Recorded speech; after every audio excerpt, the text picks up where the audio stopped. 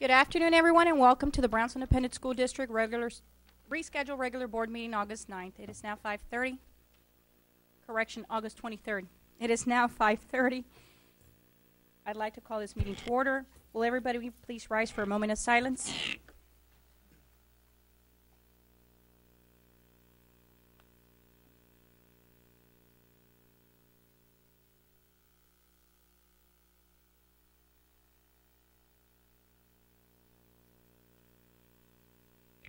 Mr. Aguilar, could you please lead us to the Pledge of Allegiance?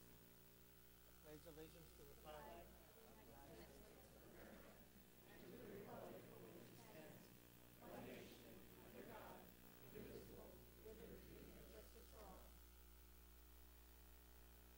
Honor the Texas flag. I pledge allegiance to thee, Texas, one state, under God, one and indivisible.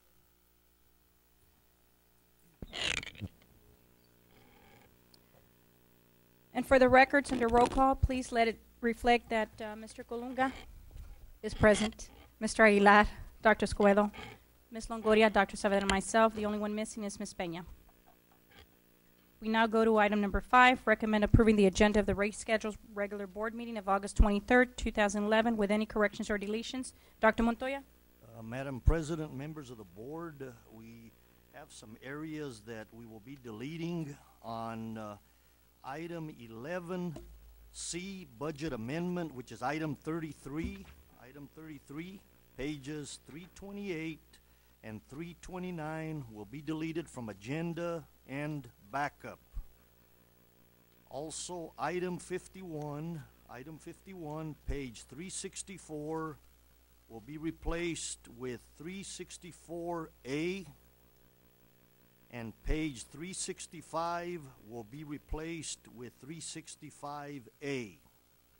The next item, 12A, personnel matters, item 120, pages 882 to 887 will be deleted from backup.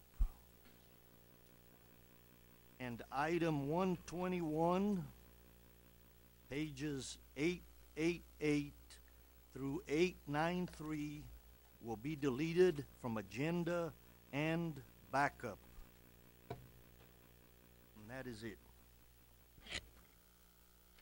Do I have a motion for item number 5?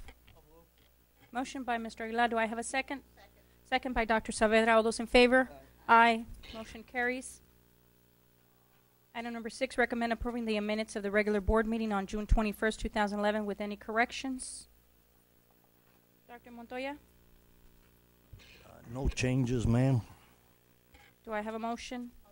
Motion by Dr. Saavedra. Do I have a second? Second by Ms. Longoria. All those in favor? Aye. Motion carries. Item number 7, recommend approving the consent agenda. The board has agreed to discuss the following items. All of the items below that are not called out will be approved by consent. Okay. Under superintendent's report, discussion will be on item number 2 and number 3. Under consent agenda, item number 12, number 19, number 26, number 27,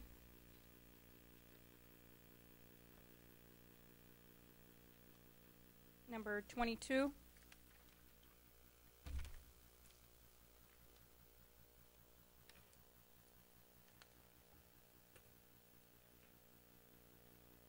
number 67, number 74, 76, 79, 80, 107, 121,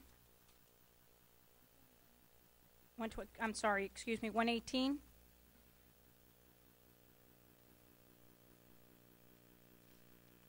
and 130, 109, 110,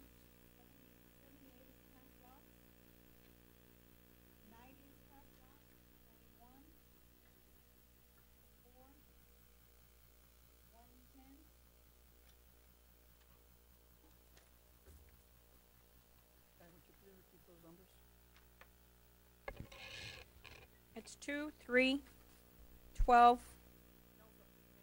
No. Oh, for Ms. Pettis. Pettis, the cast lots, if you'll repeat those, please.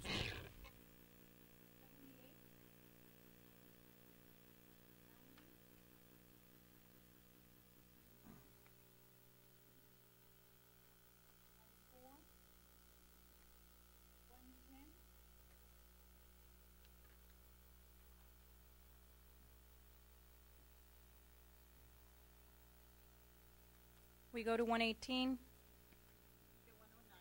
130, 109.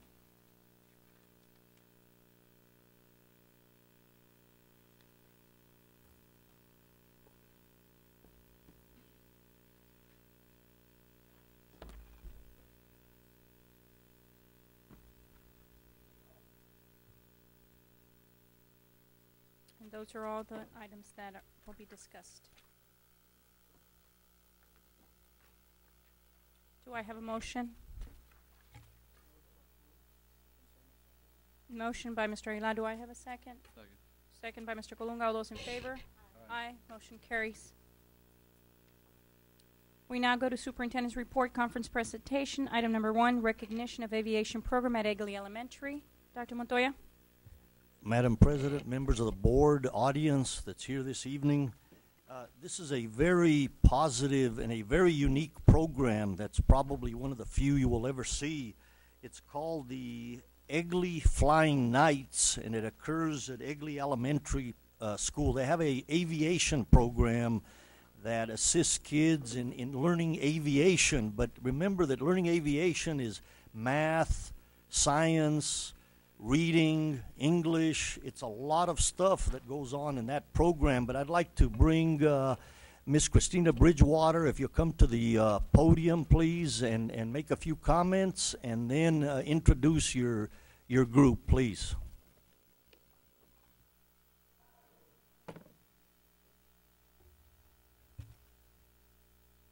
Good evening. Good evening, Board President, Mrs. Katy Presas Garcia, board members, and Superintendent Dr. Carl Montoya. It is with great pleasure that I introduce myself. My name is Christina Bridgewater. I'm the proud principal at Egley Elementary. And we've had this program for the past 7 years, since 2004. And I have with me our pilot teacher. He's also a 3rd grade and 4th grade science teacher. And he's got an aviation program after school. And he's got more details to tell us about his program. So it's my great pleasure in introducing Mr. Hector Galvan. Thank you. Thank you. Like my boss said, the aviation program started in the fall of 2004. I first proposed it to her on a PowerPoint presentation, and she saw it, she liked it, she saw something in there, and I just went with it, you know, and every year I've been, you know, refining it, and basically I teach the students how to become pilots, you know, how to read instruments, how to, the physics of what makes an airplane fly through computer simulators. They do accumulate points with lessons that I've created, and as they progress through the years, well, through the months, through the school year, they rack up certain points and they start getting ranked. Okay, at the end of the school year, we have something unique for them. For the top students, we actually take them to the airport, and we put them inside an airplane and we allow them to fly. My father, he was invited. He's not here yet. He said he was on his way, but he read the article in the Brownsville Herald in 2008, February 2008, and in there, in that article, I tell the reporter that these students could probably fly the real thing. And when he read that, he called me and he said, why don't we give them a chance? And I was like, I was blown away. So, of course, I had to clear it with Mrs. Bridgewater. After clearing it with her, you know, getting permission from all the parents, we're allowed to do this. So I took the students, and to my amazement and pleasure, you know, they flew. They flew the airplane, and it was amazing to see as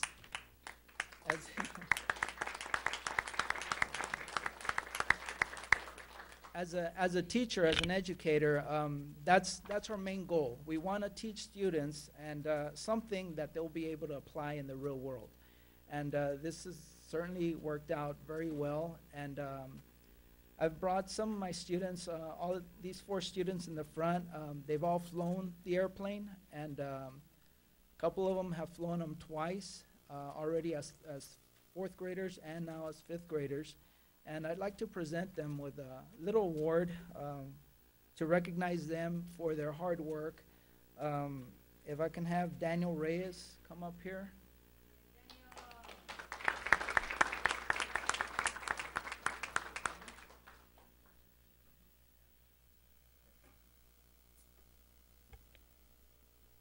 And Marco Castillo.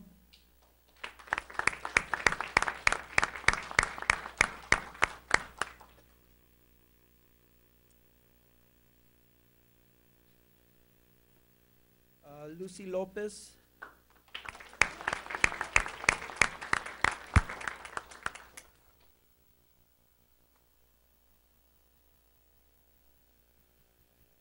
And Luis Riestra.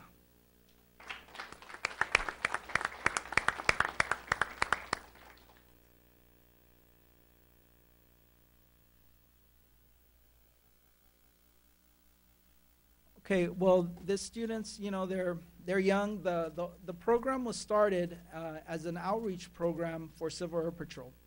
Civil Air Patrol is an all-voluntary organization. It's an auxiliary to the U.S. Air Force, and it's a great pleasure and honor to be allowed by my principal to be allowed to do this program. And I want to personally, publicly thank her for that, for allowing this program. I think it's going to do great things in the future for these students.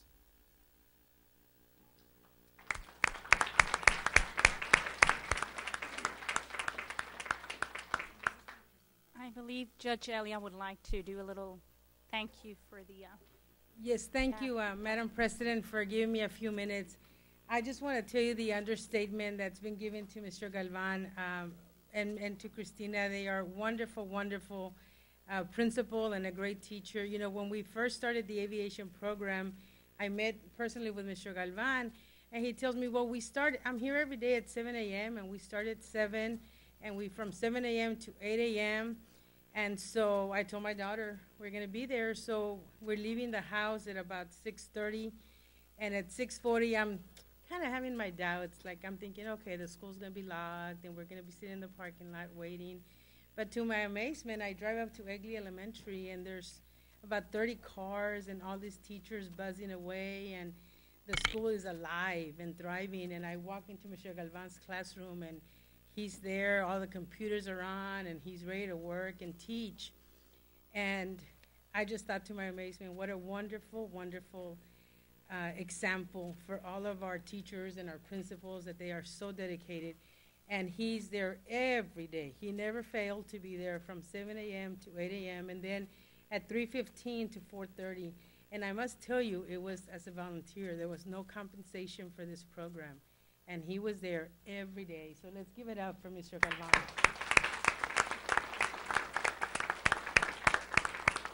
And of course, the apple doesn't fall very far from the tree, because his father is a Civil Air Patrol pilot, and also they not only volunteer their time, but they actually out of their own pocket paid for the airplane and for the fuel for the first years that they had it. So I personally will continue to support this program. And now, if you all, without any further ado, I'd like to ask Lucy to make a final presentation. And thank you for all the time you've given this program and the recognition that it's so well deserved. Lucy, come forward.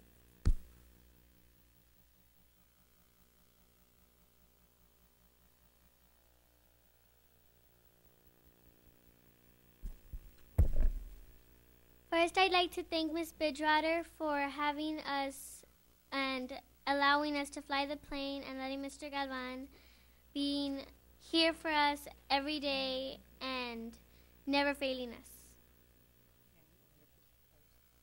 And these are some roses for Ms. Bridgewater.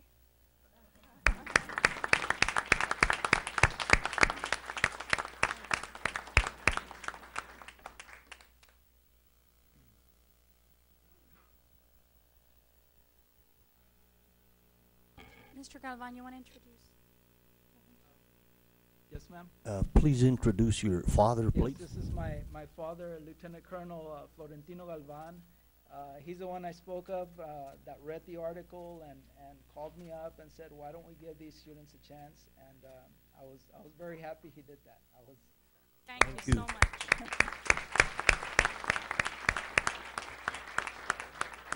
If everybody will step back here for a picture, if everybody please come back this way.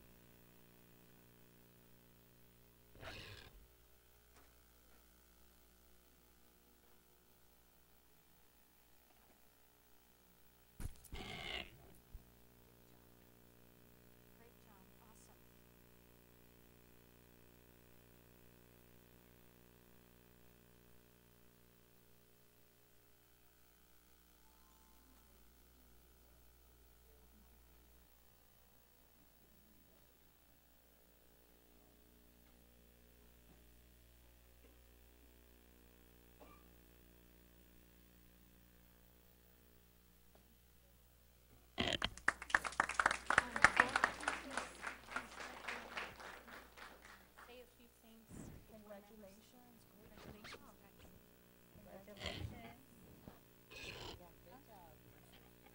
Mr. Galvan. Mr. Galvan. Thank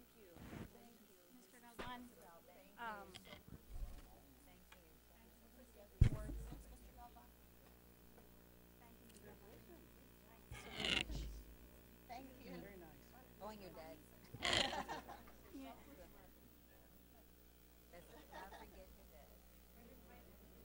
You want to say something? Ms. Bridgewater, Mr. Galvan, and the students. I believe some of us would like to say a few words to your school and the program itself.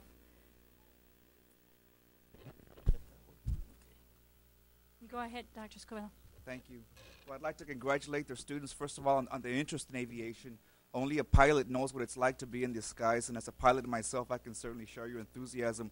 I will tell your parents and family to begin saving money because general aviation is very expensive. I would have loved to have began flying in elementary. I didn't start flying until high school, and it's kept me broke ever since. Mr. Galvan, thank you very much for your time. Colonel, thank you. I've flown with you a couple of times, and you always have stories to say and a wealth of experience. So thank you both for your time and dedication to the future of general aviation, maybe military aviation. We never know.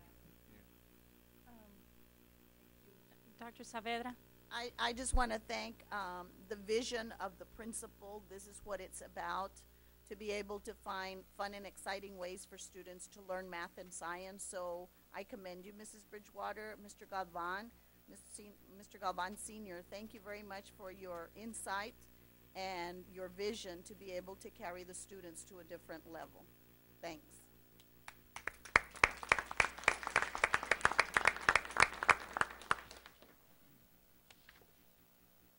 Okay, we now go to the next item.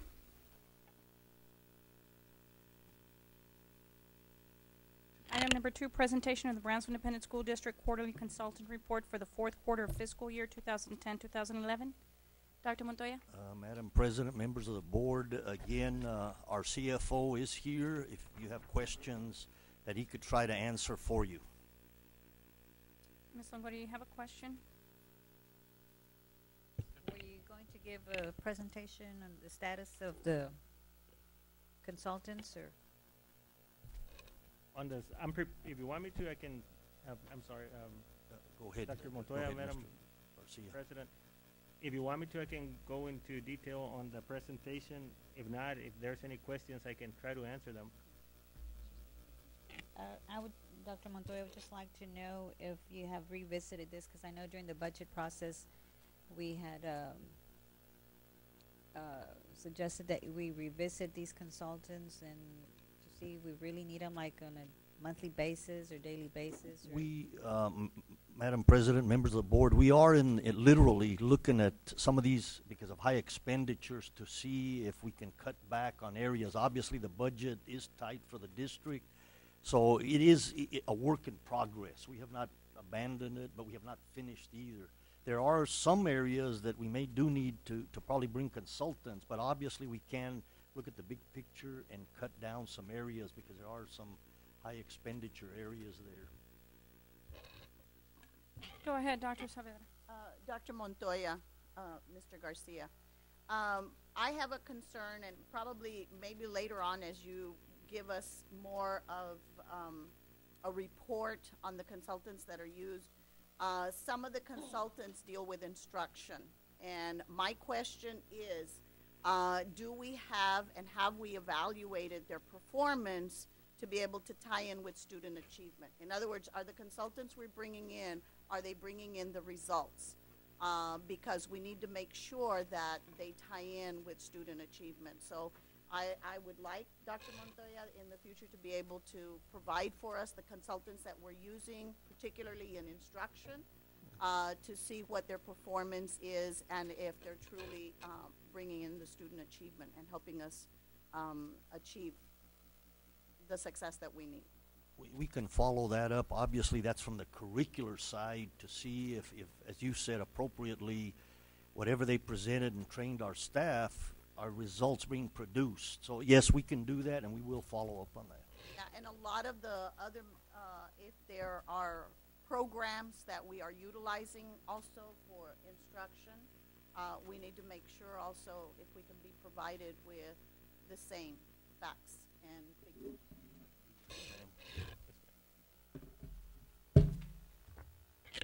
Any further questions from the board? We now go to item number 3, presentation of the Brownsville Independent School District financial report for period ending June 30th, 2011. Dr. Montoya. Again, members of the board, if you have any questions, our CFO is here to answer specific questions. Ms. Longoria, you had a question on the financial report, ma'am? Yes, ma'am.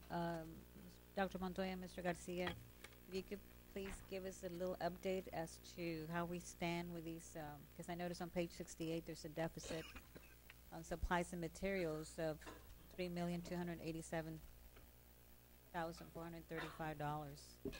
So if you could give us an update as to how that's coming along. Okay, Mr. Garcia, go ahead.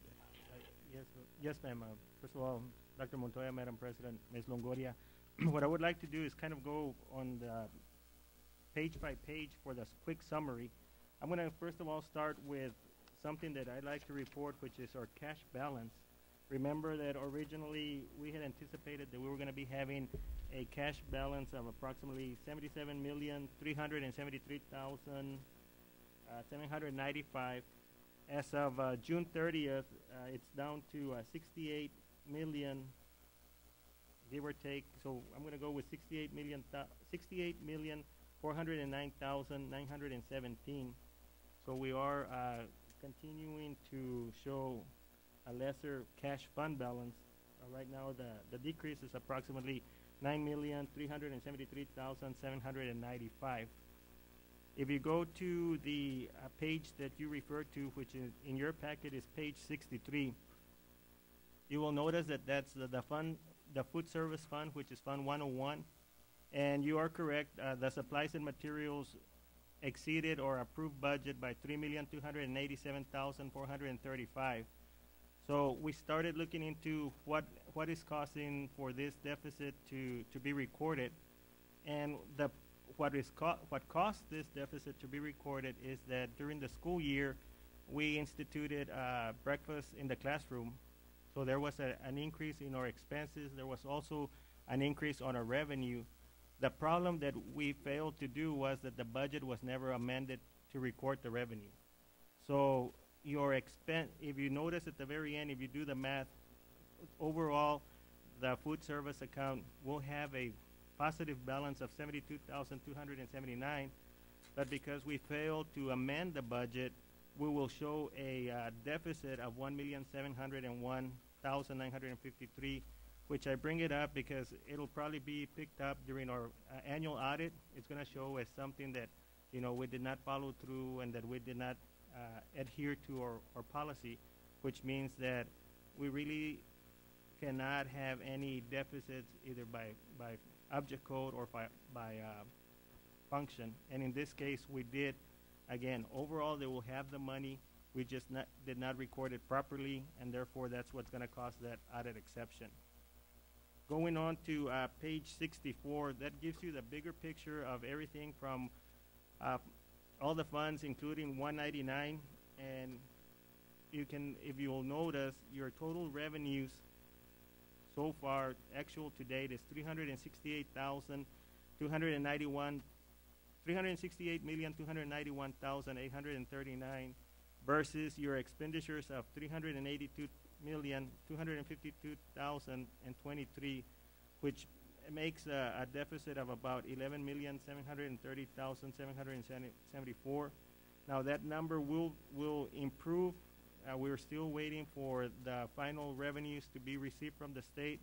There are some expenditures that need to be recorded. So at the end, I think that we'll be right where we anticipated on being, but this is as of June 30th, 2011.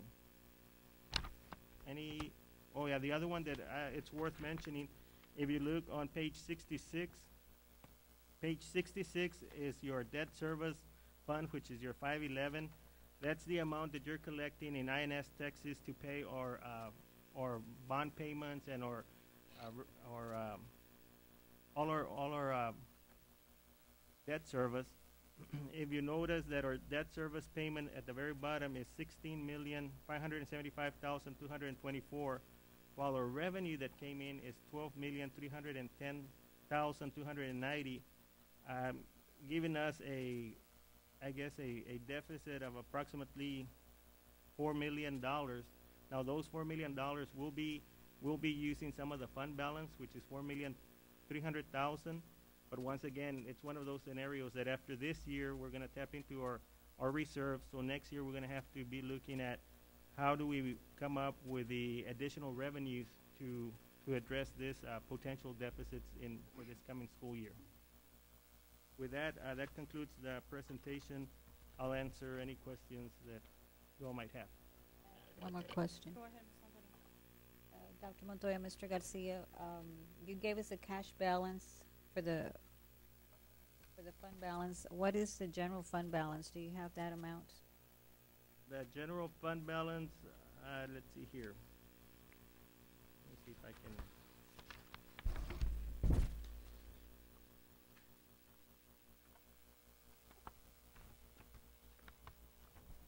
No, I don't have the general fund balance with me. Like I said, the cash balance is 68,409,917. Let's see if I can, that overall. No, ma'am, from the report that I have here, I would not be able to get that, but I can certainly look into it and send it up as an update on a Friday letter. And this 68 million might decrease, right? Because we're still pending some expenditures, or well, at this time, I think that it has stabilized, because these are all the expenses that have been coming in. This is as of June 30th, so the only thing that would be left would be any encumbrances that are out there, or any other items that could be out there. But I think that right now this would be a good number to work with, the 68,409,917. And the 4.3 million you said we're going to be in the minus, is that going to come out of the cash fund balance or the general fund balance? That's a good question. The $4.3 million that I was referring, that's going to be in our debt service. Remember that, again, there is two types of tax collections that we do. We do the M&O side, which is our maintenance and operation, and then we also do the INS side, which is our interest and sinking, which is used to pay our bonds. On that one, that's where we're going to be tapping into our existing fund balance and probably wiping it out at the end of the school year. But it's going to be coming out of the cash fund balance? It comes out of your general fund balance. General fund balance, yes, ma'am. All right, thank you. No further questions by the board. Then we go to item number 4, presentation on reporting of fees paid to cooperatives, including membership, management, and transaction fees for fiscal 2011-2012. Dr. Montoya. President Garcia, members of the board, one of the goals of the cooperatives is to find the best rates, the best purchase prices for any items or activities related to the district. That's why we always ask that we join various cooperatives throughout Texas to assist us in that. But if you have any specific questions, our CFO is here to answer those. Any questions from the board? We now move to item number 5, presentation on notification of allowance contingency fund change order, Brownsville Academic Center. Contingency and structural allowance change order number 1. Dr. Montoya? Madam President, members of the board, if you have any questions, Mr. Jimmy Haynes, our Assistant Superintendent for Maintenance and Operations, is here.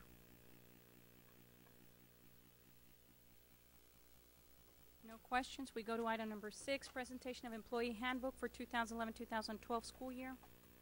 Dr. Montoya? Members of the board, you did receive that earlier, a few days ago, and if you had any questions specific to it, Dr. Atkinson from our Human Resource Office is here. Any questions from the board?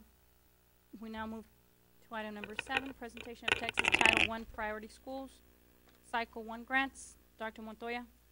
Again, we have several schools that have been fortunate in being able to have access to this type of funding to assist our educational needs. But if you have any specific questions, I think, Ms. Pena, you want to do a brief presentation. Is that correct? Yes, sir. Mrs. Cata Presas Garcia, Dr. Montoya, members of the board.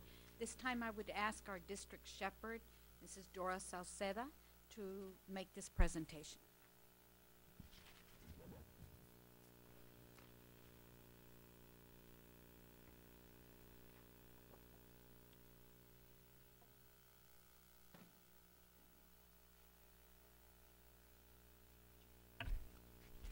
Good evening, Madam President, Dr. Montoya, board members. My name is Dora Salceda, and I'm the Texas Title I Priority Schools Grant District Shepherd. Tonight I'm going to present just a brief overview of the end of the year report for 3 of the high schools that were awarded last year for the TIPS Cycle 1 grant. Those were a total of about $6 million per campus, approximately. And then at the conclusion of each year, the campuses are responsible to submit an end of the year report. Now, there's approximately about 51 performance measures. However, I'm going to just present a few of them for purposes of time and just kind of focus on the ones that deal with accountability, because those are the ones that we get rated on. Some of the information you're going to see, if you have any questions at the end, please let me know. Thank you.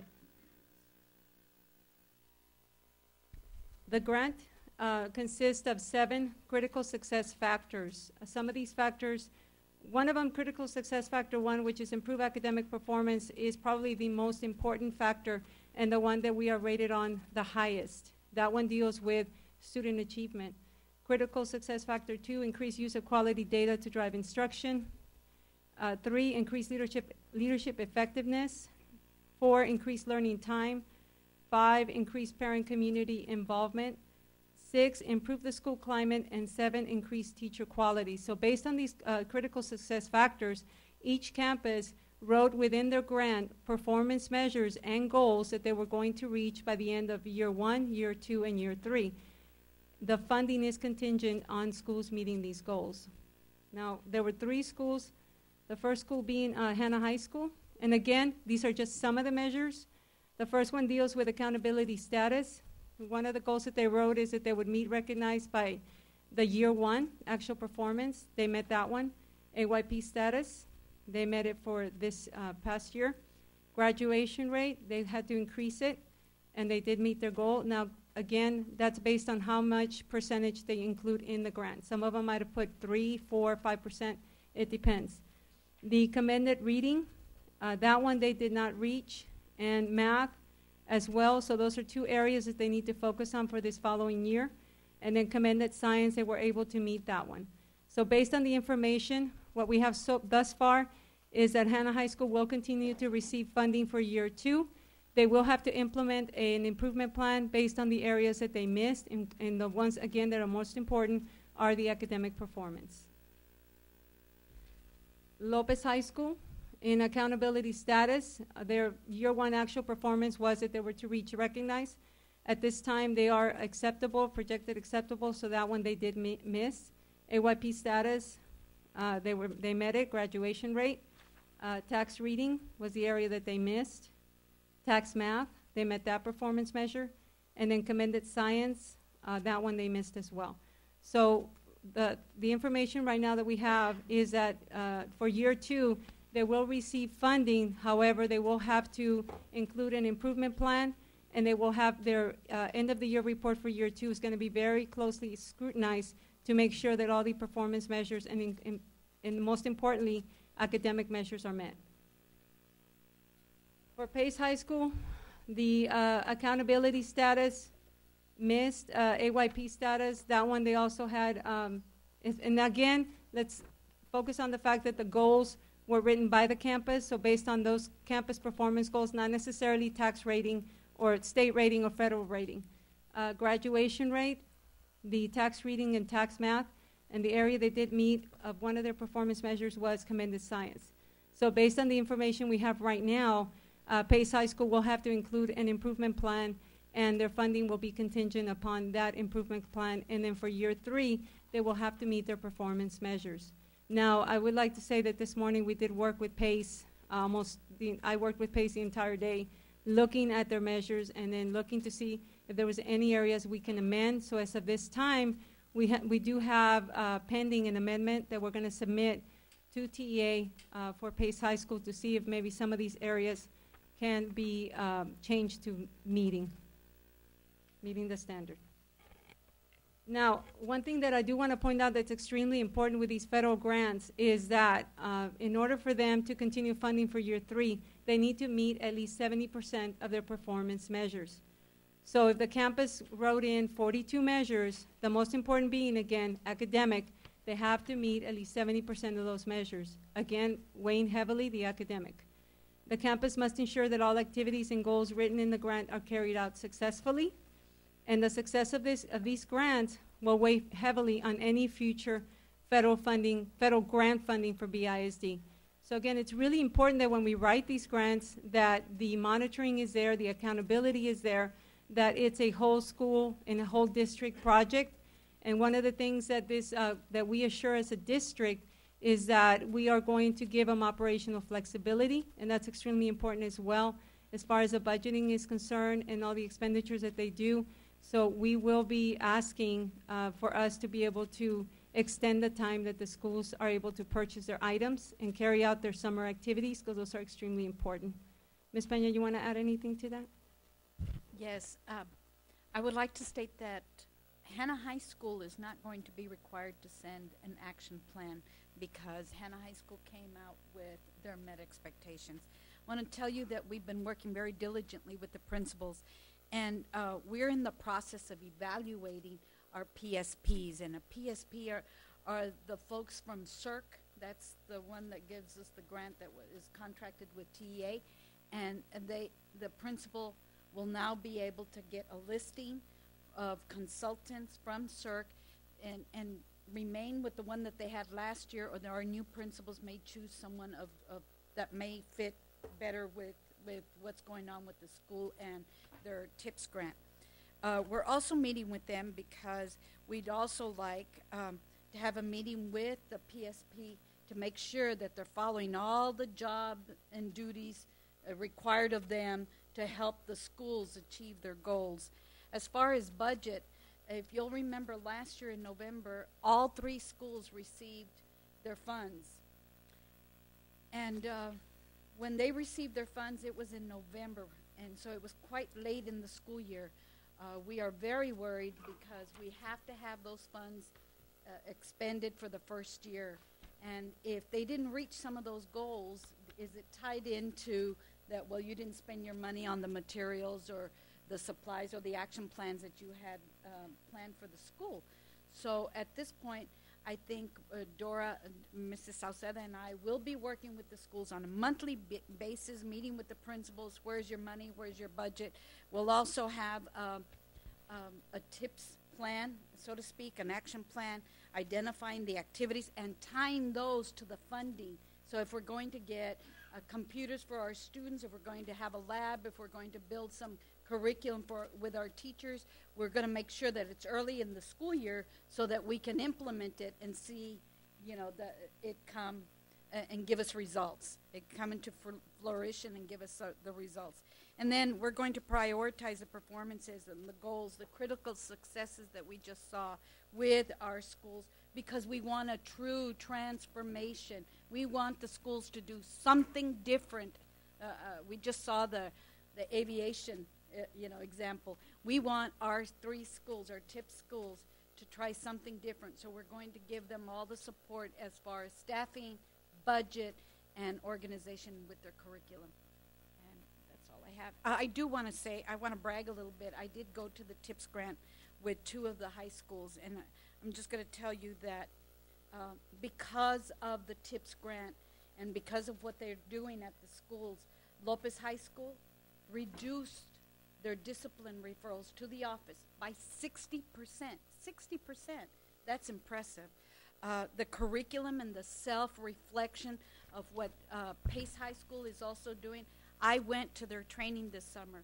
It was phenomenal. The teachers are evaluating themselves and the quality of teaching that is happening in front of the students, and that is strong, and the teachers are asking for it, and hats off to Pace. They're starting something, a revolution there, where teachers are hungry for information and how they can improve the quality of teaching. And of course, Hannah High School, the teachers were so enthused. That was one of the schools that I traveled with, and believe you me, they want something different for their 9th graders. And at the end of this school year, we saw that those 9th graders did pass on to 10th grade and that they had a successful year, because each grant is written a little different, but for Hannah High School, the 9th graders had these houses, so to speak, or teaming for 9th grade, and they proved to be successful because these children are getting a lot of attention. They're getting one-to-one, and they have the teachers with the strategies that are working with them. So congratulations to all 3. We do have a big challenge in front of us. I'm not going to make light that we have to work hard, but good things are happening in the meantime while we're perfecting our plans. And if I can just add, being a high school principal, being 7 years at Pace High School and 4 years at Porter, I understand the barriers that the kids have, and these grants are supposed to be focused on academic achievement. I know it's nice to have a lot of money and spend it on technology and spend it on supplies, but how is that going to affect kids? How is that going to affect learning, teaching and learning? That's the most important thing, and that's going to be my job, is to ensure that every bit of money, every penny, every dollar is being spent towards ensuring that the students are learning and that they're succeeding, and ultimately that they're graduating. Any questions?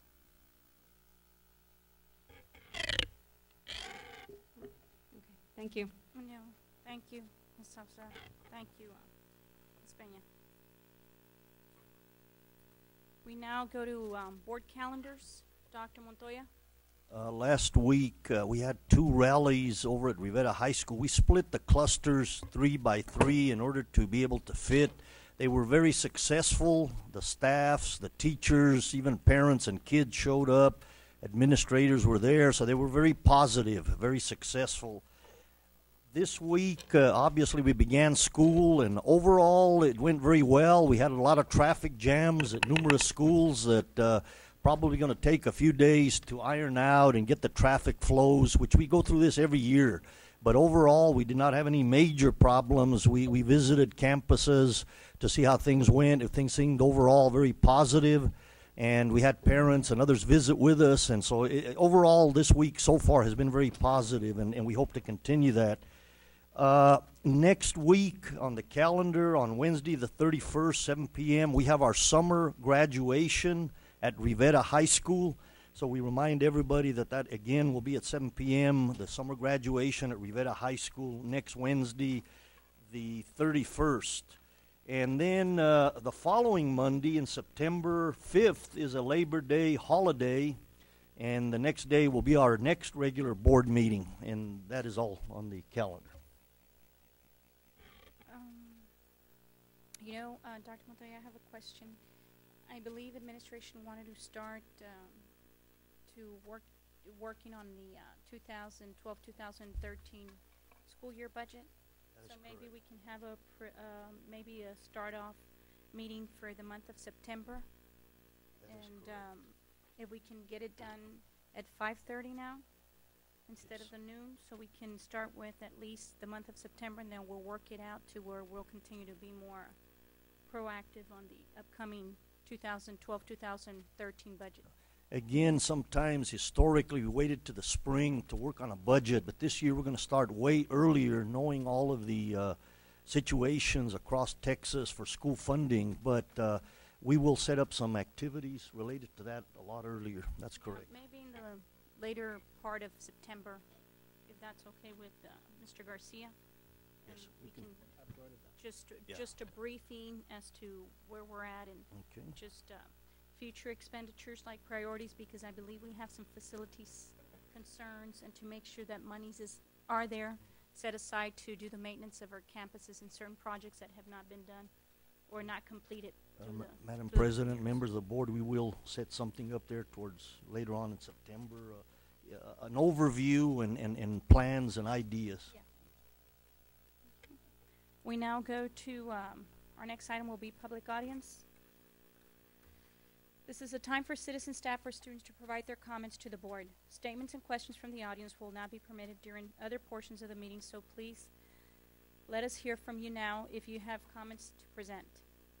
To have your comments heard tonight, your name and the subject matter of your comments must appear on the sign-in sheet, which is located in the rear of the meeting room. Each speaker will be limited to 5 minutes to complete his or her comments. With all due courtesy, I will strictly enforce that time limit. If a group of people want to be heard on this same topic, the board asks that they designate a spokesperson to avoid needless repetition.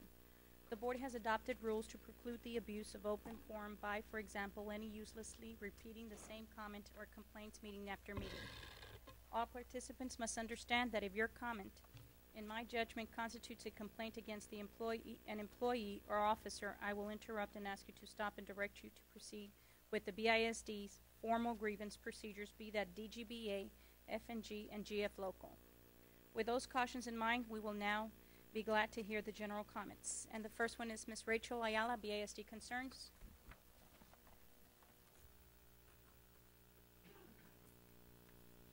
Good evening, ladies and gentlemen. It's not so much concerns. I will be retiring August 31st after 45 years with BISD. It is certainly true when they say that it takes a village to raise a child. Consequently, I would like to thank my wonderful and supportive parents, communities, custodians, cafeteria workers, bus drivers, teachers, paraprofessionals, administrative teams, and support staff from central office for assisting me in obtaining for my campuses all this year the success that they had. For the actual winners were the students. I do not regret that my expectations were high for everyone. Coming from humble parents, Cuco and Panchita Medina, I have fulfilled the greatest wish. My staff and I helped the students obtain the greatest inheritance that we could give a child.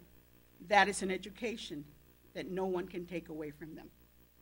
I would like to thank my mentors, Judge Reynaldo Garza, who believed in me and gave me my first reference letter. George Sines, my first principal. I began teaching at the age of 19 at Victoria Heights under an alternative certification program. I had between 45 to 50 students that were taller than I was, but that's not hard to do. We had no air condition. We pulled cafeteria duty and PE duty every day. George Thompson, my professor, who prepared his students well in administration, but most of all, he reinforced strong work ethics. Cesar Cisneros, who gave me the opportunity to start my administrative career as an assistant principal at Russell Elementary. Raul Besteiro, my first superintendent and my patron, who recommended me as a principal at Russell Elementary. Not very many people know that after 2 weeks as a principal, I turned in my letter of resignation to Mr. B. He tore up my letter of resignation and told me that he did not hire quitters and to get back there and to do the job that I was hired to do. Consequently, I would like to thank Mr. J.J. Guajardo because he and I started the chess program at Russell and it's now has evolved to what it is today. Hector Gonzalez, who recommended me as an assistant principal, but most of all, Albert Ayala, my husband, who was a man of honor. He promised my father that he would make sure that I would get an education, and I would not have been able to do it without his support. For all the young administrators starting their career, I would like to give them some advice. I have worn many hats throughout 45 years as a teacher, assistant principal, principal administrator, and assistant superintendent. I had forgotten what Dr. Thompson had taught me, that a title is not important to earn respect. You cannot demand respect. That is something that is earned, achieved through your actions that no one can take away from you. Be a risk taker and always make a decision based on what is best for students. Remember that children are like diamonds in the rough. Everyone that comes into contact with them polish that diamond until it becomes a brilliant hoop diamond as they achieve their education. In closing, I would like to say what a song says. Ya mi pelo blanco, ya mi pelo negro, de blanco se vistió. Ya mis estudiantes viven su juventud hermosa. Yo sigo enamorado de ustedes, mis lindos y queridos estudiantes. My black hair is now white. My students are now living their wonderful youth. I continue caring and loving you, my precious gems of students, for you're indeed what kept me young all these years. I thank you. I thank BISD. I thank the family that I had for 45 years. It has been a wonderful experience. But like anything else, there are other chapters in our lives, and I'm starting a new chapter in mine. Thank you. Thank you, Ms. Ayala.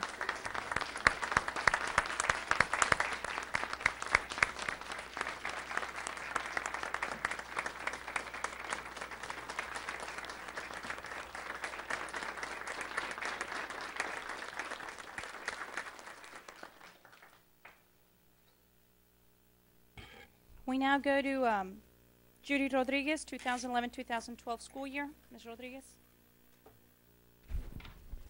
After Rachel, I should sit down, but Rachel and I go back a long time, competing against each other when we were on the softball team at Brownsville High School. And it was very hard to see our picture at the Brownsville Historical Museum. Good evening, board president, board members, Dr. Montoya, administrators, and audience. Well, we began yesterday morning, the 2011-2012 year. I'm on my 7th year of retirement and loving it. Rachel, I can give you some hints. Like a new coach, when he comes in and takes over at a new school, he brings in his staff, and many changes are made. Some don't take well to changes. That is a known fact. But we all understand that changes are necessary. The only thing that I am stating right now is don't take too long to get adjusted to those changes. We cannot afford to wait. We're on a mission to stars. I believe that's what I heard at the rally. And the blast off was, like I said, yesterday morning. We're on a trip to bring back our recognized campus, all of them, and also our recognized status for the district. And right now, listening to the presentation by Ms. Alceda, also that our schools can meet the TIPS performance measures. And I have one last thing to say. To all educators, I challenge you to use your intelligence to enhance the creativity in every single child in your classroom. Look at what Egley has done. Why cannot every campus, like Ms. Pena just finished saying, have the same challenge and meet it? Keep in mind, we are all about children, which, incidentally, whatever happened to the sign we used to have, the banner we used to have in the back? We're all about children. We need to hang another one up there. To all, I wish a great, successful 2011-2012 year. Board, I know what you're going through. I know and I understand why I do not run for the board. And my hat's off to you, even though sometimes I do not agree. That is a democracy. But keep going. Do the best for our children. Thank you. Thank you, Ms. Rodriguez. We now go to Ms. Miller, miscellaneous.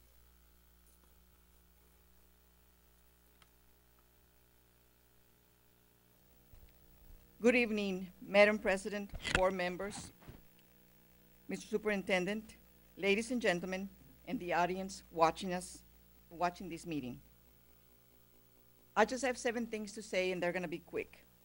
Buenas tardes, Madam Presidente, los miembros de la mesa directiva, señor Superintendente, Dr. Montoya, a los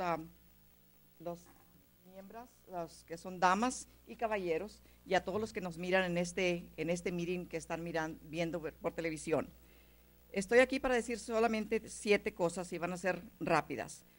First of all, I want to go ahead and thank the Lord in the name of Jesus for making you all, giving you all the opportunity to be our leaders. Antes que todo, quiero darle las gracias a nuestro Señor en nombre de Cristo Jesús por hacer que ustedes, darle la oportunidad a ustedes que sean nuestros líderes, porque en todo está Dios primero. And then the second thing is, I want to thank you very much because we hardly ever say how awesome in the job that you all are doing, and you're very much appreciated. I learned the awesome word from indirectly from Dr. Rita Hernandez. And most of the time we come here and, you know, we just complain or we say things, but you all are doing an awesome job. Antes que nada, quiero darles las gracias y decirles que son apreciados. El trabajo que tienen ahí es difícil y muchas veces no les decimos qué tanto apreciamos su trabajo, que es extraordinario. The third thing is taxes. Toda la gente, everybody raises taxes. The city, the county is trying to raise taxes, but then BISD, they steadfast. En todos lugares oímos que están tratando de subir los impuestos en la ciudad, en el condado, donde quiera, pero BISD siempre ha sido firme en tratar de ser frugal, que viene siendo tratar de cuidar nuestros impuestos. The fourth thing is you hear about layoffs, you hear about furloughs in Dana, Westlaco, all over the country, but then again, you know, BISD is being awesome to the employees. Gracias porque nos dan trabajo, porque oímos que en todos lugares están dejando ir gente, les están determinando, pero sin embargo, en Dana, en todos los países, miramos cómo están pasando las cosas y sin embargo aquí en el Valle el BISD es una de las grandes empresas. The fifth thing is about 2 years ago, Representative Oliveira, he came and spoke, I remember clearly, and he told us to be thrifty. He told us and he mentioned that to be very careful because the hard times were coming. And then last year he came again and he reminded us again. And do you remember about that one, Borrego? And so did Mr. Pantorelli and Mr. Hames, that he mentioned, you know, these hard times were coming. Hace como 2 años, el representante Oliveira nos acordó, nos mencionó aquí donde estoy yo, de que iba a haber tiempos difíciles, que teníamos que ser económicos, teníamos que evaluar y manejar bien frugalmente el dinero. Y luego después, el año pasado, nos recordó otra vez de que teníamos que ser muy cuidadosos con las finanzas. Number 5, we hear from California, Florida, from the north, the west, the east, of hard times coming. And if we're on denial, then it's our fault. It's time to do more with less. It's time to go ahead and tighten the belt. If we are here for the money or for a paycheck, then we are in the wrong entity. We are in the wrong place. But if we love our job and we're committed to make a difference in the future of our leaders, which are our children, then I commend you all. En el número 5 es nada más que hemos oído desde el norte, en el este, en el oeste, de que los tiempos duros vienen y ya están cerca de aquí. Si estamos tratando de que no aceptar lo que está pasando, entonces tenemos nuestra cabeza en la arena, porque estas cosas están aquí. Tenemos que hacer más con menos. Closing Tenemos comments, Ms. que Miller? tratar del cinturón de ponerlo un poquito, hacerlo Your closing comments, Ms. Miller? My closing comments will be, we have to stay informed. We have to be, hard times are coming. So we just have to go ahead and be cautious. We're responsible in our budget. Thank you very much, Ms. Miller. We appreciate your And comments. thank you, sir. All I have to do is a number 7. Thank you very much. We appreciated the great job you all are doing. Thank you, Ms. Ma'am, Miller. we Our appreciated the next- job. Thank you. Muchísimas gracias por el gran trabajo que están haciendo. Our- Se los agradezco de corazón. Our next speaker is Mr. Patrick Hams, miscellaneous, mi familia.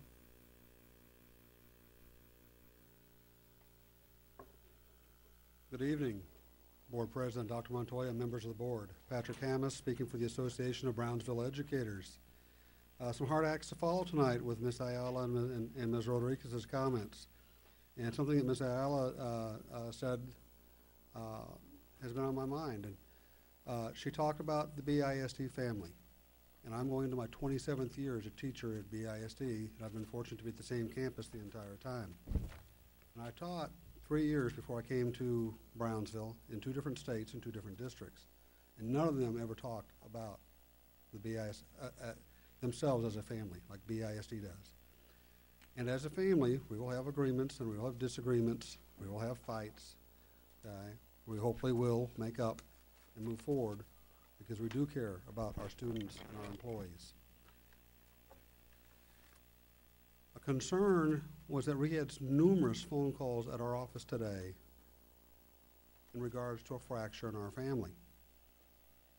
We had numerous employees who are not principals, assistant principals, deans of instruction, facilitators, or supervisors, but mostly teachers or paraprofessionals calling to indicate that their administrators are telling them they may be placed in a pool or reassigned because they have other family members on that campus.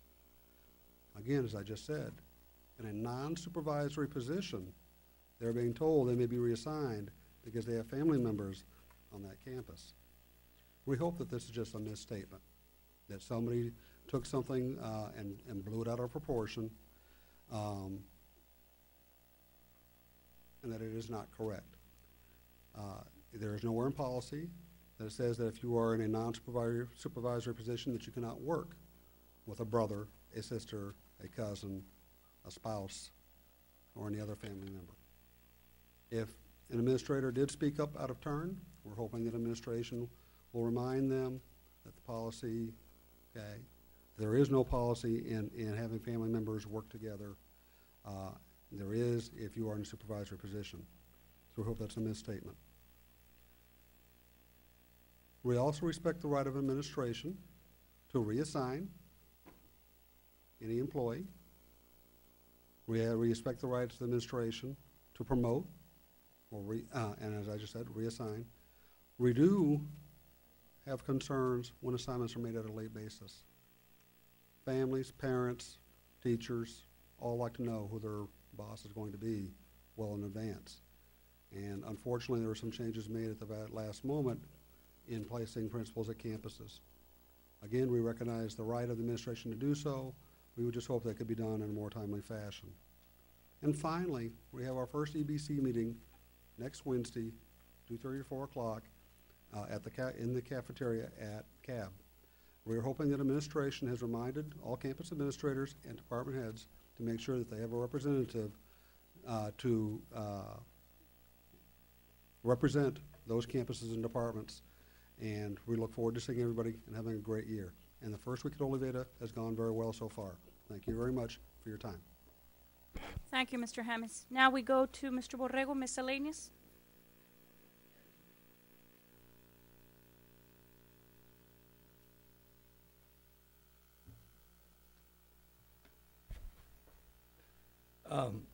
Board members, board president, Mr. Montoya, Dr. Montoya, and administrators, I'd like to welcome everybody back, although you worked all summer, but I didn't. To a new year. And Argelia stole my thunder because I was going to use the phrase doing more with less. Our janitors are going to clean a little more floor space. Our teachers are going to teach a few more students. We only have 2 area administrators for 6 clusters. So you all are going to do a lot more. So I guess the theme is doing more with less and tightening our belts. Because we have to be ready for next year because it's going to be another interesting year.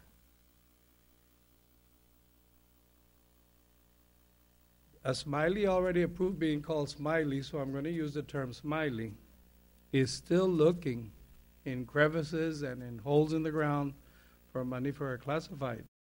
There are 5 days, and I'm sure he's going to find it. So hopefully you're working on that. All of us are getting breakfast in the classroom? The whole district? Wow. There's a few kinks in the system, I'm sure, but hopefully this will help our students to achieve more. I know I had tacos left over during first period, but I did not give them back to the ladies so they could throw them away. I kept them there, and between first period and fourth period, they were gone. And I did not eat a single one. Awesome. Well, it didn't have any meat. It was papas con huevo.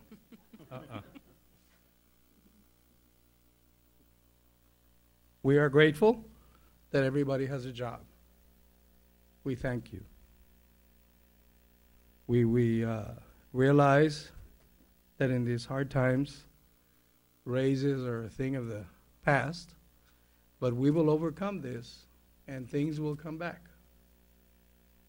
So, from the Association of Brownsville Educators, of which I'm the proud president, 4,200 members strong, and trying to get the other 3,700 who are listening. This is a paid political advertisement. Let's have a wonderful year. Thank you. Thank you, Mr. Borrego.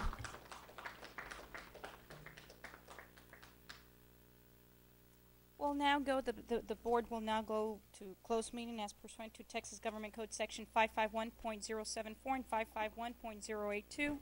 It is now 6:39.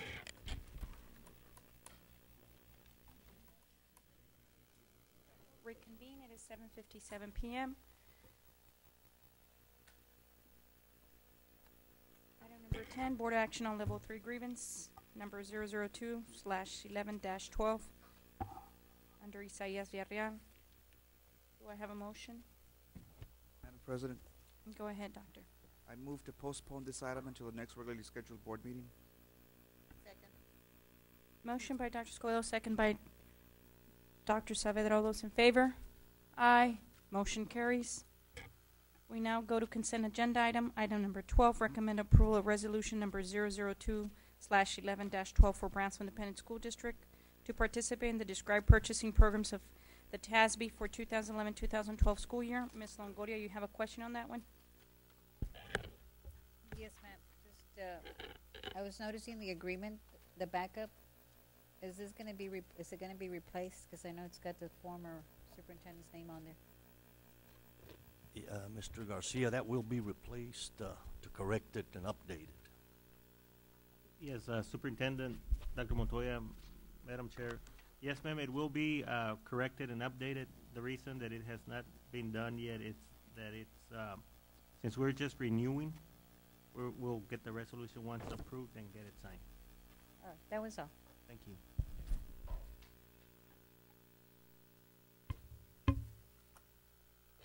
Do I have a motion for number 12? So moved. Motion by Ms. Longoria. Do I have a second? Second by Dr. Saavedra. All those in favor? Aye. Motion carries. We now go to item number 19, recommend approval of the resolution number 009/11-12 for the Brownsville Independent School District to participate in described purchasing program of the Region 8 Education Service Center for the 2011-2012 school year. Ms. Longoria, you have a question on that one? Yes, it was the same question. Is the agreement going to be revised or updated? Okay, thank you. Do I have a motion on item number 19? So moved. Motion by Ms. Longoria. Do I have a second? Second by Dr. Saavedra. All those in favor? Aye. Motion carries. We now go to item number 22. Recommend approval to authorize administration to accept Daniel Breen Elementary School as substantial complete. Ms. Longoria, you have a question on that one? Yes, ma'am. Dr. Montoya, Mr. Garcia, Mr. Garza, I just wanted to find out if all the items on the punch list had been addressed. Oh, Mr. Haynes, I'm sorry. Mr. Haynes, if you would like to, and Mr. Garza, are you here? Okay, Mr. Haynes, go ahead, sir. Madam President, Dr. Montoya, Superintendent, and board members, if you look at the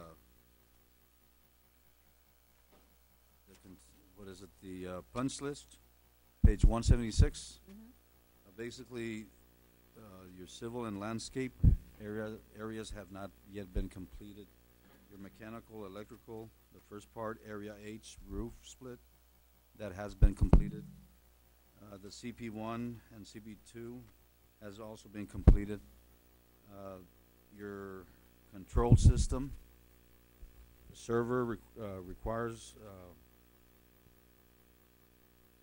those once you approve tonight to accept the item, then it will be the techs will be coming in to work on this item.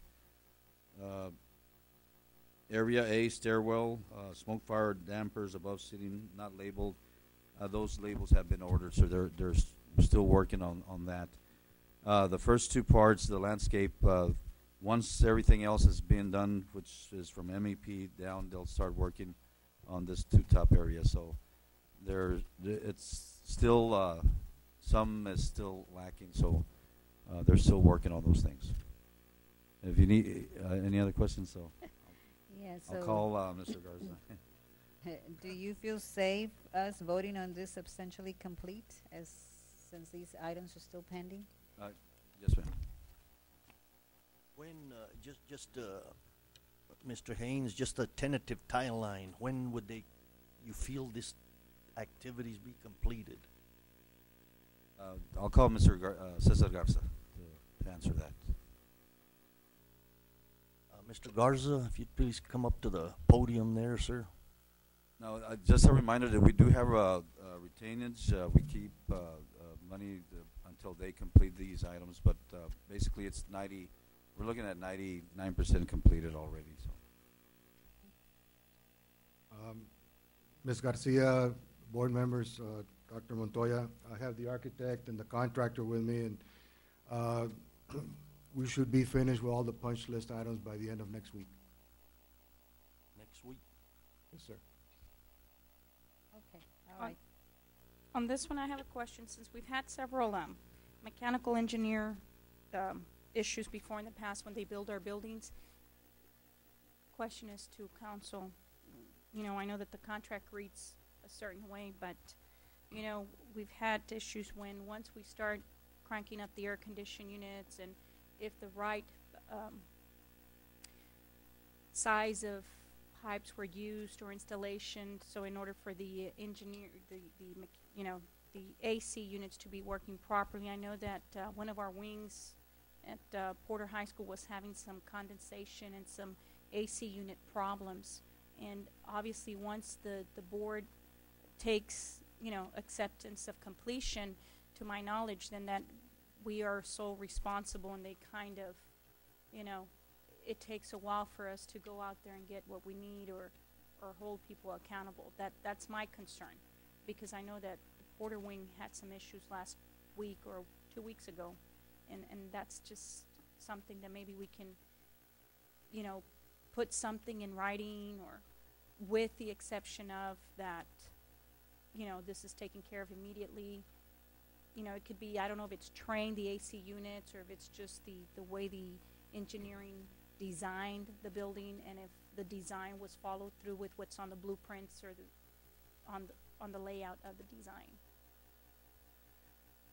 Yeah, you can, I mean, there are, you know, primarily, you know, your retainage and your punch list is they have the incentive to be fully paid. And so that's why they want everything to be, to make it work, at least on the level that what you can do from an inspection or from simple tests at the time. As time goes on, problems do develop with buildings. It could have been a design in how they do the HVAC. It could have been some other design, in which case then you may have to bring a claim against them. But if there are certain issues that the district has seen arise more frequently over time, then you could write those into the contract. I mean, but you'd have to do it more so at the beginning when people are bidding for the work, when they'd have the incentive to agree to something like that. Okay. Okay. Have we started all those, administration, have we started the units and everything is working for now, or? Yes, ma'am. We've had at Daniel Breeden last 2 months, the units have been working. We do contract the district directly, our test and balance engineers, and they've been working with the controls people out there, and right now everything's working fine. We do have a 1-year warranty from tonight's date on all the equipment, so we feel comfortable that we're ready to accept substantial completion tonight. There's been no condensation, no moisture, nothing like that in the No, areas of the building itself? No, not at Breeden. The issue at Porter was in science labs, where you start off the exhaust. We have on the science labs, we have exhaust fans that are always running at 30%, and if there's an emergency, if there's a spill, they hit an emergency stop and it goes to 100%. So in those classrooms or labs, the systems are a little trickier to balance, but we've had our test and balance people out there with the controls people at Porter too, and they're straightening everything out. Once you have the students in the classroom and the load, hopefully this week everything will be straightened out. Okay, so you are already working on that? Yes, we are. Okay, that was my concern on this campus. That's why, because I've known that we've had issues before in the past in other buildings. But okay, with all that said, any other questions from the board members? Do I have a motion? So moved. Motion by Mr. Colunga. Do I have a second? Second by Dr. Saavedra. All those in favor? Aye. Aye. Motion carries. We now go to item number 26. Recommend approval to pay Gomez Mendez Science Inc. $4,036 with 62 cents for Brownsville Early College High School. D. Wilson Construction Company $268, $126 with 10 cents for Porter High School Instructional Facility, and Daniel Breeden Professional Service Industries Inc. $2,641 for Hannah High School Performing Arts Instructional Facility. Rubba Kisner Consultants Inc. $26,712.87 for Brownsville Academic Center. Spa Glass Contractors Inc. $539,505 for Hannah High School Performing Arts Instructional Facility. Terracona Consultants Inc. $24,917.90 Porter High School Instructional Facility, and Brownsville Early College High School. Texas Descon LP $1,228,929 for Brownsville Early College High School and Brownsville Academic Center, for a grand total of $2,094,868 with 49 cents to be paid from Local Maintenance Fund 199 QSC Construction Bonds Fund 190. Ms. Longoria? Yes, ma'am. Dr. Montoya and Mr. Haynes, I noticed through the agenda and right here you say local maintenance fund 199. However, amount paid there's a zero. So, do you anticipate using local funds later on, or? I think Mr. Garcia, go ahead. I'll let Mr. Garcia answer. Okay.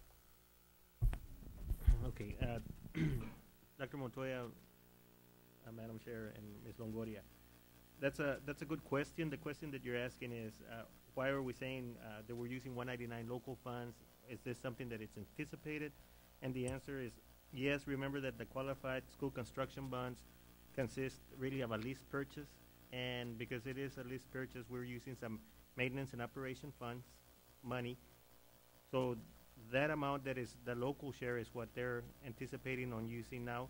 The other part comes from the state, and at the facilities presentation, we mentioned that approximately the split is 69% coming from the state and federal, with 31% coming from the local effort.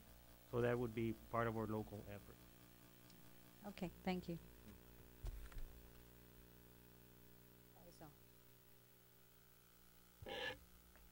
Do I have a motion? Motion by Dr. Saavedra. Do I have a second? Second by Mr. Aguilar. All those in favor? Aye. Motion carries. Item number 27, recommend approval to pay Gomez Mendez Science Inc. $4,415 with 45 cents for science laboratory additions to Hanna and Porter High School.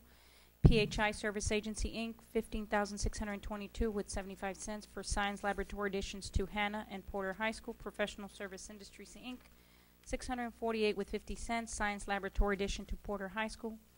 W. Murray Thompson Company Inc. $469,405 with 45 cents science laboratory additions to Porter High School for a grand total of $492 with 15 cents to be paid from Science Laboratory Grant Program Local Maintenance Fund 199. Ms. Longoria? I'm fine with it. Sorry I made you read all of that. It's okay. Do I have a motion? So moved. Motion by Ms. Longoria. Do I have a second? Second by Dr. Saavedra. All those in favor? Aye. Motion carries.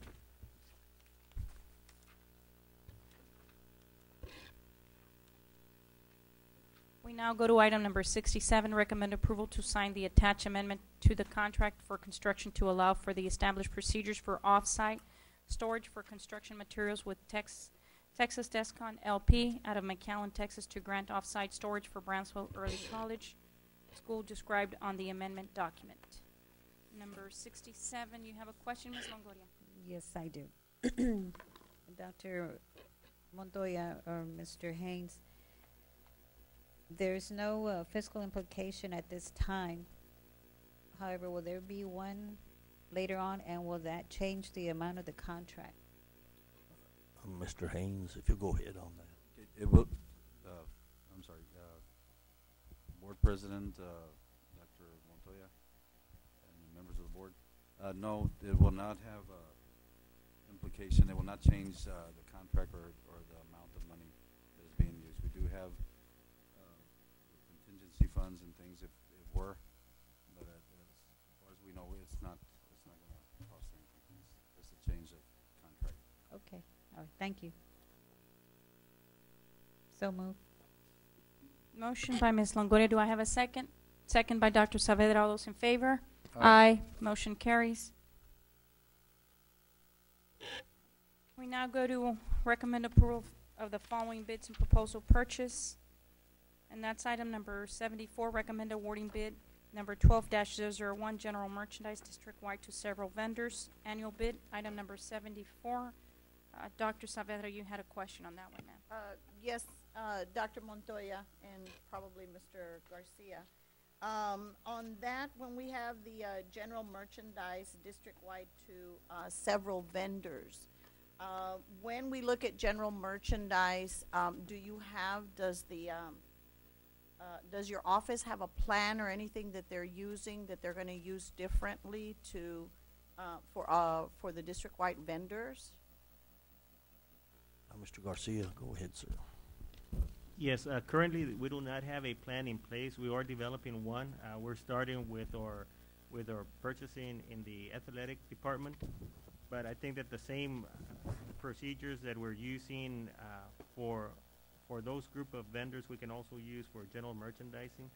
Right now, what we do rely on our AA, areas assistant superintendents, because all of this the majority of these purchases are being done by our campuses. So as they come in through our BITEC approval process, they do get to review it and they do get to approve. Yeah, I have another question. Go ahead, Doctor. When we look, and I know there's several other items that were coming up, I didn't want to circle all of them, but I'll just make a general, I guess, comment. When we do purchase supplies, either for athletics, instruction, do the departments have a replacement plan? You know, for example, and I'm looking at all the bids that are coming up for, since we're on the vendors, I guess this would be an appropriate time. If not, I'll wait. But when materials are ordered, supplies, equipment, do we order the same equipment over and over again? Do we, there has to be some type of replacement plan in place. I guess that's what I'm asking. Because I know that in smaller districts where I have worked, we have those in place because obviously the money is not as abundant as in the larger districts. But you make a plan, and this replacement plan is done so that you're alternating years and not buying the same equipment over and over again. I guess that's my question. Not only for that, but instructional purposes and anything like that. That is something that if we don't have in place, that it might be something that we could recommend to make, from the office to work on something like that, so that it's justified. We need this equipment, we need this because it's part of our replacement plan and inventory that we have. Go ahead, Mr. Garcia. Yes, thank you, Dr. Montoya. You used the word equipment, and for equipment, we do have a replacement schedule, especially like when it comes to our air conditionings or school buses or computers and things of this sort. Now, unfortunately, like for example, on the school buses, we haven't been allocating the funds that we would need to continue with those replacement schedules, but that's another issue that we'll be addressing. As far as is there a replacement schedule for other things? I have not seen one, so we will take your recommendation and work on something that we could be presented back to the board, working through our principals and our AAs, and come back with a plan for that.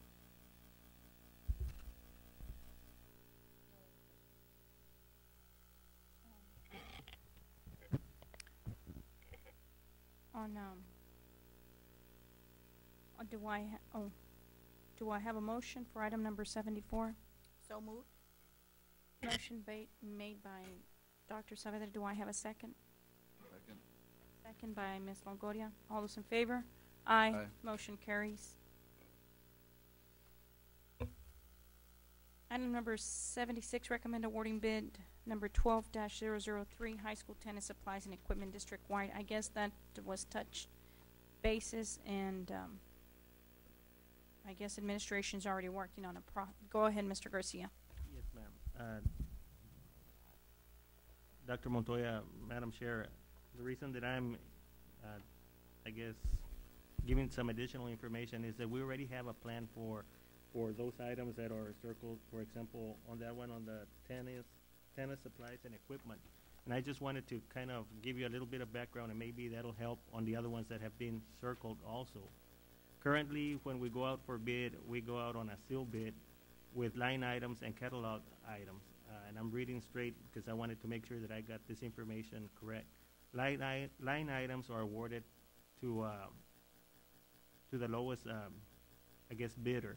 Catalog items are awarded to all vendors that respond to this, and negotiations are not possible because it's a sealed bid. Then once those bids come in, our junior buyers at the purchasing department review them, and then of course they make the recommendations for awarded vendors. So what are we doing different? I think that's the question that we need to get to. Yesterday we started meeting with our administrator for operations. We met with our athletic director and other departments, and we came up with this temporary plan. And I'm calling it temporary because at the end I'll tell you what would be the permanent solution.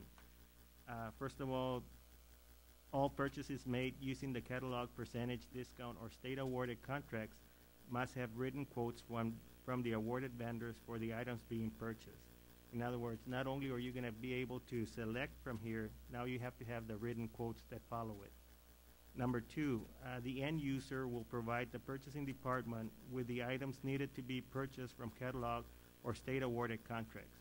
So we're asking for the end users to give us the list of what is it that they want to buy, and our purchasing department then is going to go out there and compare the prices based on this awarded bids that you're approving today or tonight. Then the purchasing department will acquire quotes from the vendors and determine the best and lowest price for what is being requested to be purchased. Step 4, purchasing department will notify the end user of recommended vendor for purchase. Step number 5 is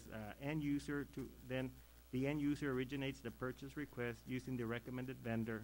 And then finally, the purchasing department will review purchase requests and process purchase orders and attach written quote received by recommended vendors. And what we're trying to do is we're trying to maximize the amount of money that we have available, that when these purchases come, somebody else is looking at it, giving it a second look to ensure, again, that we have the best value at the best product. Now, I mentioned this is a temporary solution. What we want to do, we want to come back when we award the May bid quarter, which is we do it on a quarterly basis. The purchasing department will be revisiting all athletic specifications in an effort to streamline the process. We're looking at using sealed proposals rather than sealed bids that will allow the district to negotiate pricing prior to submitting for award. So instead of it just coming in as the low bid, we'll do proposals. The purchasing department can then negotiate for whatever the category is, and then the end users will choose from the negotiated prices already. That way we can maximize our effort. We can really bring in the bigger discounts. And again, we're doing this just to, again, maximize our money, try to be as efficient and as effective as we can. So I know that there's some other bids circled throughout, and perhaps, you know, this process will answer those questions. If not, as we go along, we're willing to answer any questions. Thank you. Okay. Do I have a motion for 76? Motion by Dr. Saavedra. Do I have a second? Second. Second by Mr. Colunga. All those in favor? Aye. Motion carries 6. Now we have the cast lots for number 78. Recommend awarding bid number 12-005 high school swimming supplies and equipment district-wide to several vendors and cast lots for items number 4.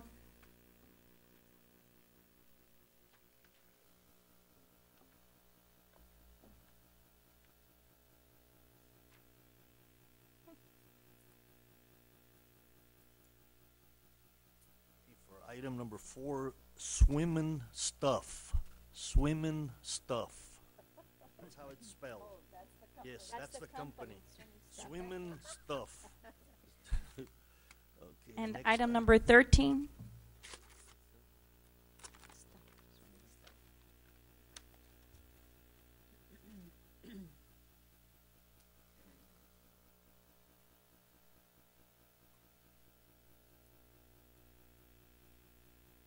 The next item, number 13, DJ Sports. DJ Sports.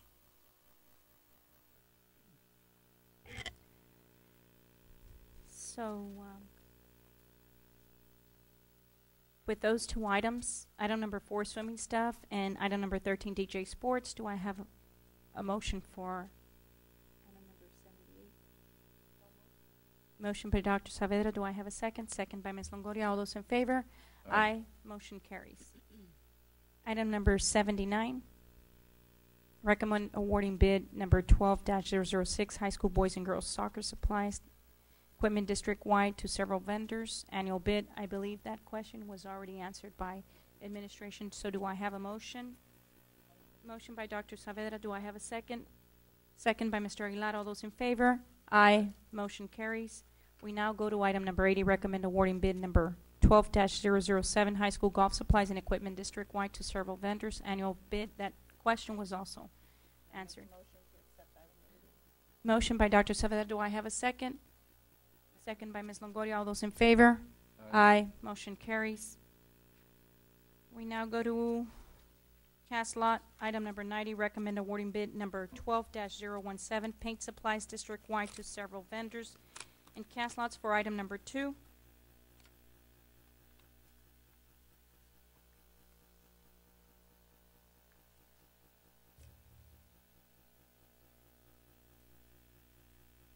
Item number 2, PPG Pittsburgh Paint. PPG Pittsburgh Paint. We now go to item number 15 on cast lot.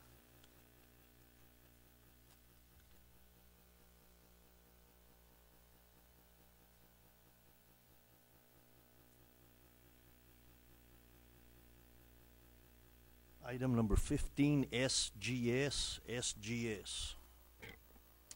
With both cast lots for item number 2 and number 15, do I have a motion on item number 90? Motion by Dr. Saavedra. Do I have a second? Second by Ms. Longoria. All those in favor? Aye. Aye. Motion carries. We now go to item number 91, recommend awarding bid number 12-018, preventive maintenance and repair for vehicles, equipment district-wide to several vendors. And cast lots for item number 4.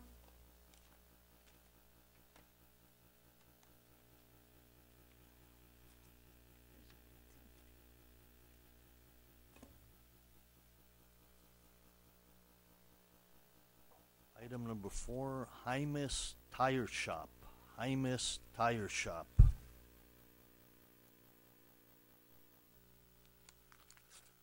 Now we go to item number 5 on the cast lots, number 91.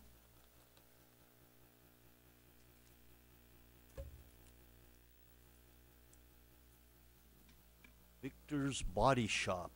Victor's Body Shop.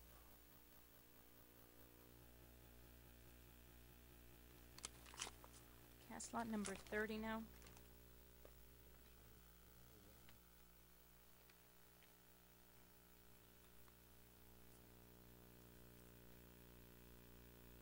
Jaime's Tire Shop. Jaime's Tire Shop.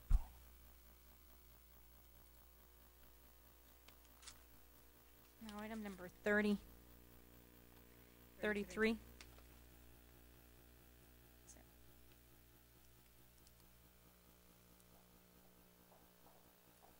Number 33, Tipton Motors. Tipton Motors.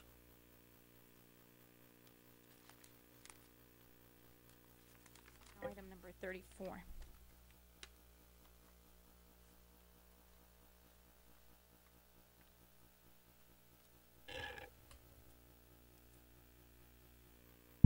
Red Barn Tire Center. Red Barn Tire Center.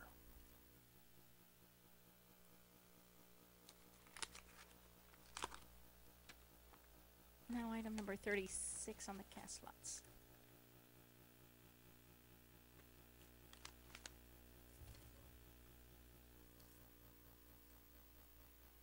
Red Barn Tire Center. Red Barn Tire Center.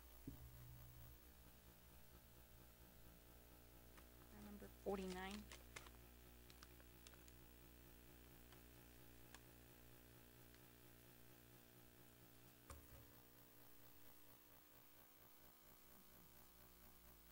Spot Rubber Welders. Spot Rubber Welders.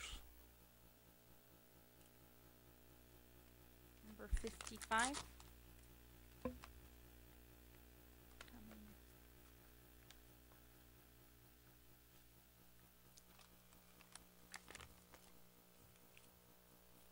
Number 55. 55, Spot Rubber Welders. Spot Rubber Welders. We go to item number 50, number 56.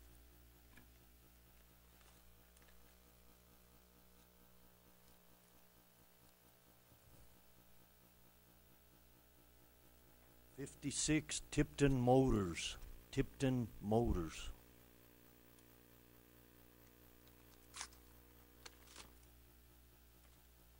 Number 57 now.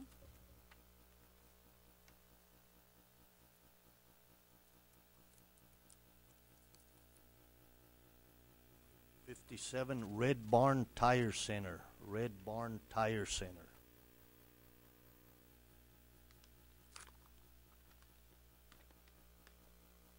Now item number 58.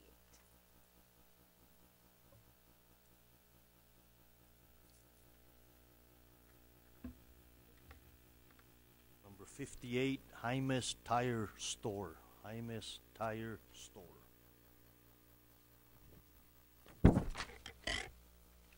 Do I have a motion for item number 91? Motion by Ms. Longoria. Do I have a second? Second by Dr. Saavedra. All those in favor? Aye. Motion carries. We now go to 94. Recommend awarding bid number 12-023, Special Education Supplies and Equipment District-wide to several vendors and cast lots for item number 10 of said bid.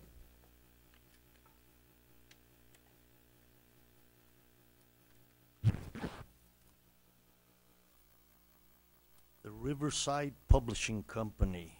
The Riverside Publishing Company. Do I have a motion for item number 94? Motion by Dr. Saavedra. Do I have a second? Second by Mr. Aguilar. All those in favor? Aye. Motion carries.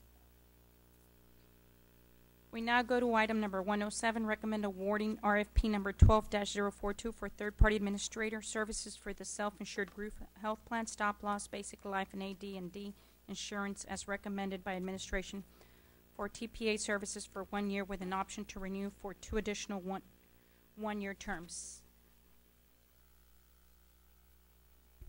That one, Mr. Aguilar, you had a question? Thank you, sir.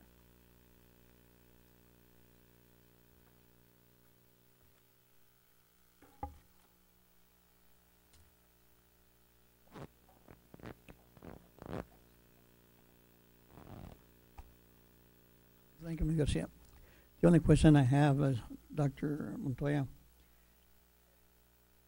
the consultant has made all these recommendations, correct? The consultant, as well as the presentation at the Insurance Board Subcommittee, where we had a chance to look at all the 3 finalists, yes. And you also are making this recommendation? Yes. That's all I want to know. Thank you, Mr. Aguilar. Mr. Garcia, I think you had a statement. Yes, Dr. Montoya, Madam Chair. Administration is ready to make a recommendation. If you would like, we're also ready to do a presentation. So if you could give us some guidance here.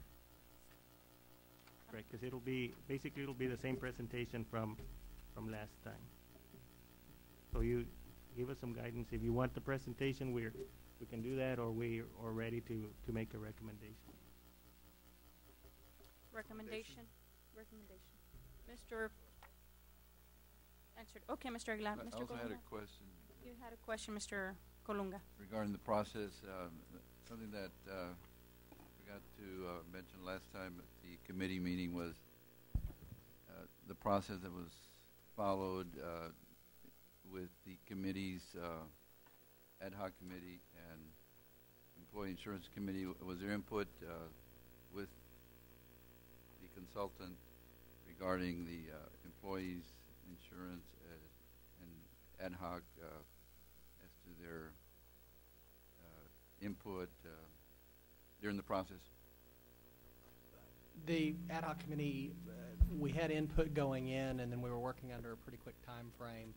So we had the input going in prior to the RFP going out, and then we were working under a quick time frame to get it in front of the board insurance committee. So when we were at the meeting, Friday with the board insurance committee, that was the presentation of the data and then the finalist.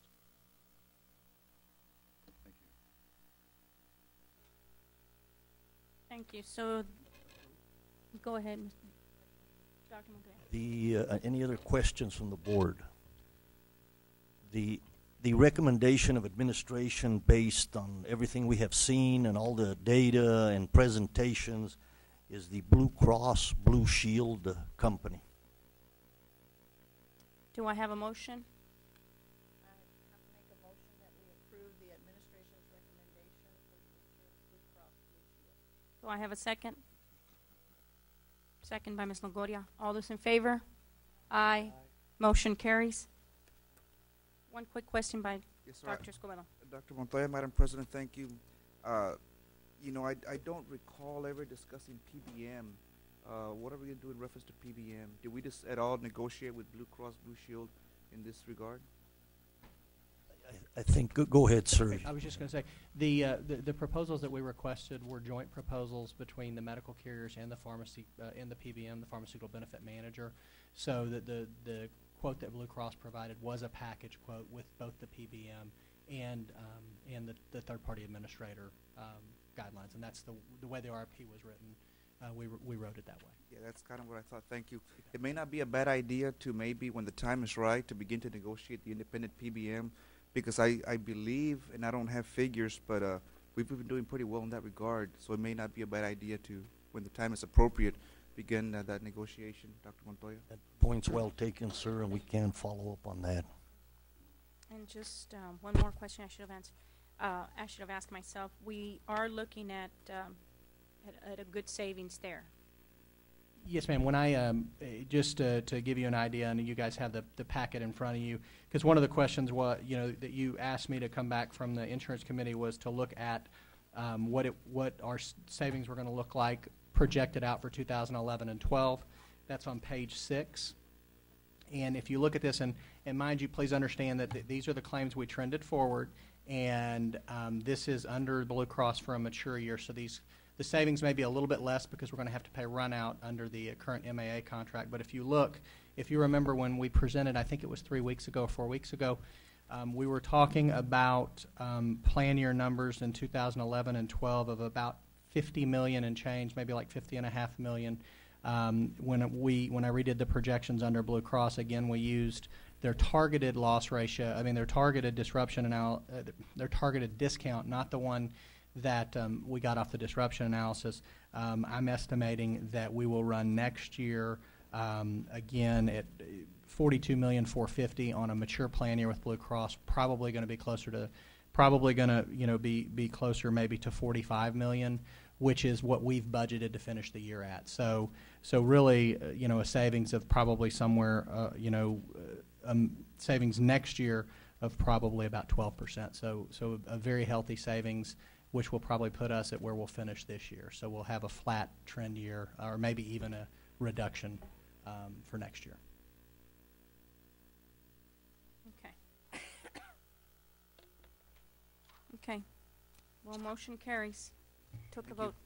Did we need, and one other thing as part of the RFP was the stop loss was a separate quote, the stop loss and the life and AD&D.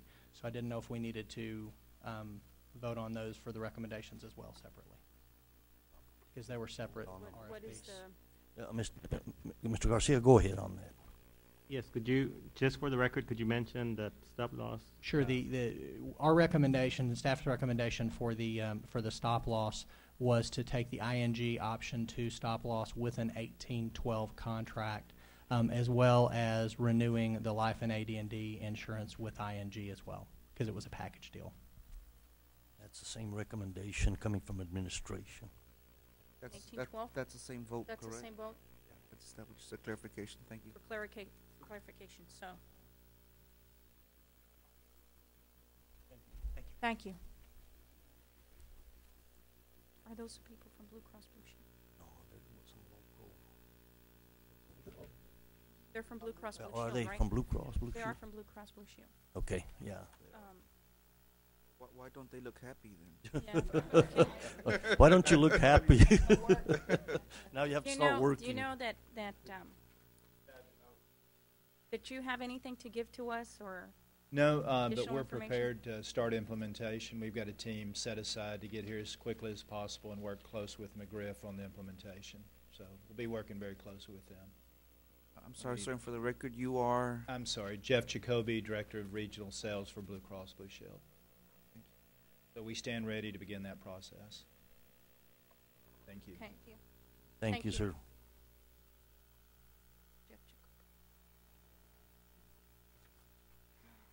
We now go to item number 109, recommend awarding bid number 12-044, Science Supplies and Materials District-wide to several vendors, annual bid.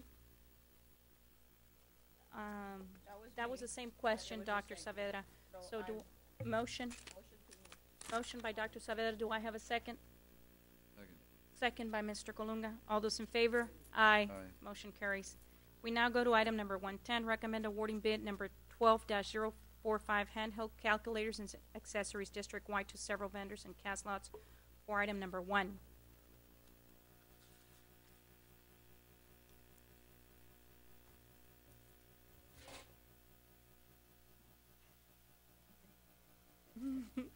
D&H Distributing Company, D&H Distributing Company. Now, number 19, cast lot.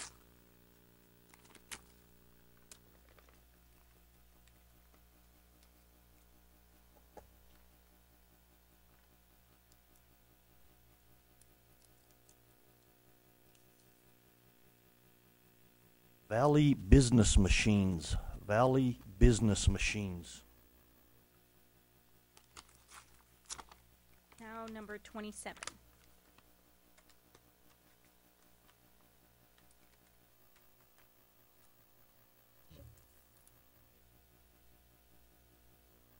Valley Business Machines, Valley Business Machines. Do I have a motion for item number 110? Motion by Dr. Saavedra. Do I have a second? Second by Mr. Aguilar. All those in favor? Aye. Motion carries. We now go into closed meeting as pursuant to Texas Government Code Section 55.071 and 551.072, 551.074, 551.082, and 551.084. It is 8:40. We'll go into executive session.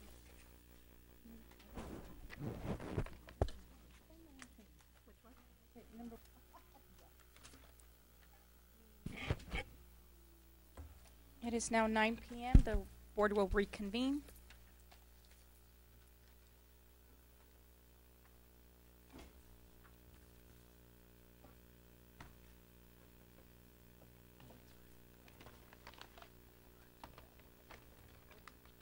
Item number 18 only. Only number 118. 118. That's it. Oh, yes.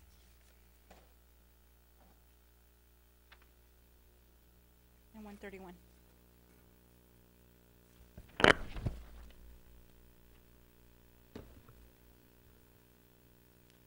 Recommend approval of the probationary contractual personnel for the 2011-2012 school year. Athletic trainer subject to receipt of all outstanding documents. Do I have a motion?